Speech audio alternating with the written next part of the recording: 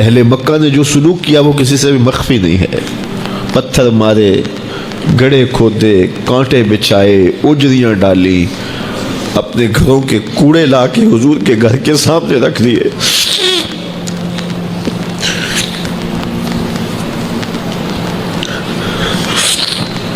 کس چیز کی سزا دے رہے تھے میرے حضور کو؟ میرے حضور علیہ السلام نے پھر طائف کا سفر کیا کہ شاید وہ لوگ میری بات کو سن لیں، لیکن انہوں نے جو دردناک سلوک کیا وہ بھی تاریخ کا ایک انتہائی دردناک باب ہے. انہوں نے اوباشوں کے ہاتھوں میں پتھر دیے اور جس راستے میں میرے حضور نے گزرنا تھا ان کو اس راستے پہ کھڑا کر دیا اور کہا ان پہ سنگ زنی کرو. اور وہ آقا کریم پہ پتھر مارتے، حضور کے پاؤں پہ پتھر مارتے. آقا کریم علیہ السلام پاؤں اٹھاتے تو وہ دوسرے پاؤں پہ مارتے. پھر حضور شدت درد سے بیٹھ جاتے تو ان کے دو غنڈے دائیں بائیں سے آگے بڑھتے اور حضور کو کندھوں سے پکڑ کے اٹھاتے، پھر سنگ باری کرتے.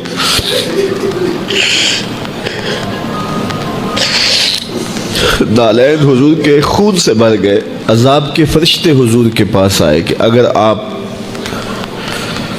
بد دعا بول دیں تو ابھی ہم ان پہاڑوں کو جوڑ دیتے ہیں اور یہ طائف کے لوگ پس جائیں گے ان پہاڑوں کے درمیان. آسمان سے پتھر اتریں گے، ان کے سر کچل دیے جائیں جنہوں نے آپ کو دکھ دیے. اب صحابہ جو ساتھ تھے انہیں بھی شدید آرزو تھی کہ حضور ان کے لیے بد دعا کریں، انہوں نے بڑا دکھ دیا. تو پھر حضور کے ہاتھ اٹھ گئے. صحابہ کا خیال یہ تھا کہ ابھی حضور کی زبان کھلے گی اور بد دعا کے لفظ نکلیں گے اور یہ پیس دیے جائیں گے. لیکن جب وہ لب کھلے، وہ پتلی پتلی گلے قدس کی پتیاں، وہ لب ہائے دور جب کھلے تو لفظ کیا تھے؟ اے اللہ میری قوم کو ہدایت دے دے، یہ مجھے جانتی نہیں. اور کہا کہ مجھے ان کی نسلوں سے ایمان کی توقع ہے. باپ کا انتقال حضور کے اس دنیا پہ قدم رکھنے سے پہلے ہی ہو گیا تھا. ابھی شکم مادر میں تھے کہ حضرت عبداللہ کا انتقال ہو جاتا ہے. در یتیم پیدا ہوئے ہیں. 6 سال کی عمر میں ابوا کے مقام پر ریت کے ٹیلے آئے تو وہاں سیدہ آمنہ کی طبیعت خراب ہو گئی اور پھر لمحے بھی زندگی کے آخری ہیں. سیدہ آمنہ نے محسوس کر لیا کہ یہ میری آخری سانسیں. سیدہ پاک نے حضور کے سر پہ ہاتھ رکھا اور روتے ہوئے کہا کہ بیٹا ہر نئی چیز نے پرانا ہو جانا ہے، ہر باقی نے فنا ہو جانا ہے. میں بھی جا رہی ہوں. وَذِكْرَ بَاق وَوَلَدْتُ طُهْرًا، لیکن میرا ذکر نہیں مٹے گا اس لیے کہ تیرے جیسا ستھرا بیٹا چھوڑ کے جا رہے ہیں. یہ آخری لفظ تھے سیدہ پاک کے کہ سیدہ آمنہ سلام اللہ علیہا کا انتقال ہو گیا. خیر حضور ماں سے لپٹ گئے. امی آپ آگے بولتی نہیں ہیں، لیکن خاموش ہو گیا تھا چمن بولتا. حضور نے وہیں پھر اپنی ماں کی تدفین کی. تدفین کے بعد ام ایمن کے ساتھ سواری پر بیٹھ جاتے ہیں اور چمٹ جاتے ہیں ام ایمن کے ساتھ، اور وہ جا کے حضرت عبد المطلب کے سپرد کر دیتی ہیں. تو حضرت عبد المطلب حضور کو آغوش میں لے کے بڑا روئے اور ام ایمن سے کہا کہ میرے اس بیٹے کا تم نے خاص خیال رکھنا ہے.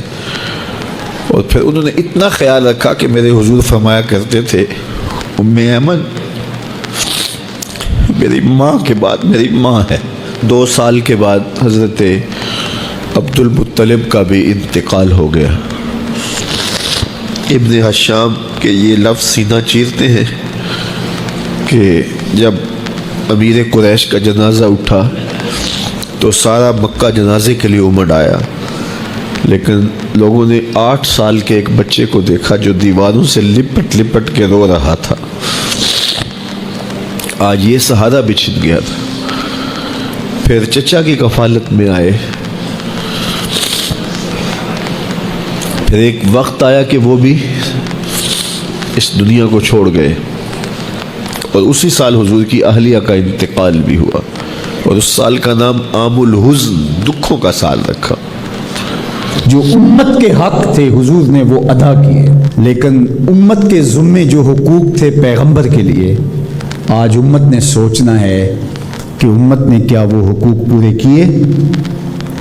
جس طرح طائف کے بازاروں سے لے کے مکے کی گلیوں تک اذیتیں سہی، تکلیفیں گوارا کی، مقاومتیں، مخالفتیں، نکتہ چینیوں کے طوفان، ناموافق حالات کے جکڑ، اذیتیں، کسے ہوئے آوازیں، کیا کچھ نہیں تھا۔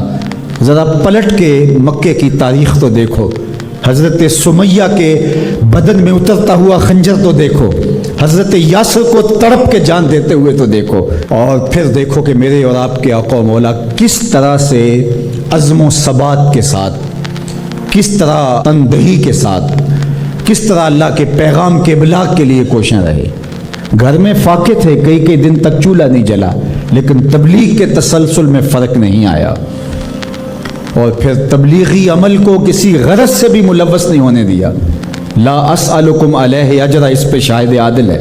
قیامت تک اپنی نسل کے لیے صدقہ بھی حرام کر دیا، زکوٰۃ بھی حرام کر دی، کہ میری نسل بھی تم سے کچھ نہیں لے گی، میں محض اللہ کی رضا کے لیے تم تک پیغام حق کا ابلاغ کیا ہے۔ جو حق تھا حضور کے ذمے امت کا، اس کو ادا کیا۔ اب امت کے ذمے جو حق ہیں، ذرا امت ایک لمحے کے لیے سوچے کہ وہ حق ادا کیا۔ سب سے پہلا حق جو امت کے ذمے عائد ہوتا ہے وہ ہے ایمان بالرسول، نبی پر ایمان لانا۔ ایمان لانے کا مطلب کیا ہے؟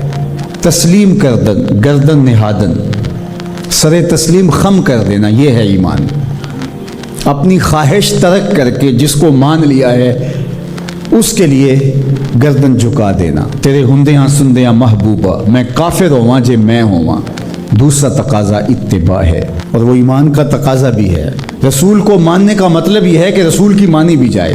یہ کیا ماننا ہوا کہ خواہش اپنی ہوئی، ساری زندگی اپنی مرضی کے مطابق گزاری، شادی بھی ساری اپنی مرضی کے مطابق، ساری رسمیں ہندوانہ کی، صرف ایجاب اور قبول، پھیرے نہیں لگوائے۔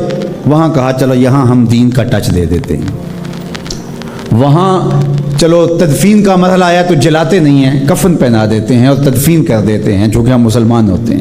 فیکٹری کے اندر جو کچھ ہو رہا ہے وہ سارا بینک سے لمٹیں چل رہی ہیں، وہ سارا جو ہے وہ اللہ سے اعلان جنگ ہے، اور باہر نمائش کے لیے دسترخوان لگایا ہوا ہے کہ ہم غریبوں کو کھانا کھلا رہے ہیں۔ یہ دھوکہ تم اپنے ساتھ کر رہے ہو، رب کے ساتھ نہیں کر سکتے۔ یہاں سر سے لے کر پاؤں تک آنا ہوگا، آدھا تیتر آدھا بٹیر نہیں چل سکتا۔ تو نبی کی اطاعت پھر اس میں کیا، کیوں، کیسے ممکن ہے؟ جب مان لیا تو پھر مان لیا۔ اللہ حکمت سمجھ میں آ گئی تو اچھی بات ہے، نہیں سمجھ میں آئی تو پھر بھی حکیم کا عمل حکمت سے خالی نہیں ہوتا۔ جو حکیم نے کہا اس کے پیچھے کوئی حکمت ہوگی، وہ تمہاری نظر میں ابھی نہیں آئی، کچھ وقت بعد آ جائے گی، نہ بھی آئے تو کوئی فرق نہیں۔ پھر ایمان بالغیب کس کو کہتے ہیں؟ تو اللہ اس کے رسول کی مان لینا کہ بس ہمارے ذمے ان کا حق ہے، ان کی ماننا ہمارا حق ہے، اطاعت ہمارا حق ہے، تو بس یہ کافی ہے۔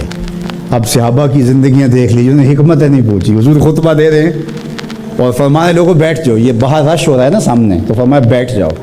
حضور کی آواز بلند تھی، بنو غنم میں سے ابھی آ رہے تھے، وہ وہیں بیٹھ گئے۔ اللہ اکبر۔ کسی نے کہا تم یہاں بیٹھے ہو، کہ حضور نے کہہ دیا اور بیٹھ گئے۔ اللہ اکبر۔ تو یہ ہے اطاعت، یہ ہے فرما برداری، یہ ہے زندگی کا جمال۔